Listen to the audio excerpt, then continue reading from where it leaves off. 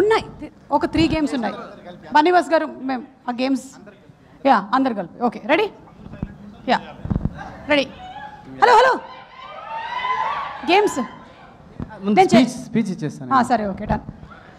So ఎక్కువ time లేదు కాబట్టి తక్కువ మాట్లాడుతుంది ఈరోజు. ఎవరన్నారు ఎక్కువ టైం లేదని? చాలా టైం ఉంది.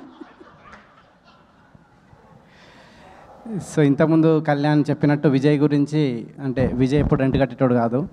సో ఇప్పటికైనా సినిమా హిట్ అయ్యి అప్పుడు నేనే రెంట్ కట్టిన విజయ్కి.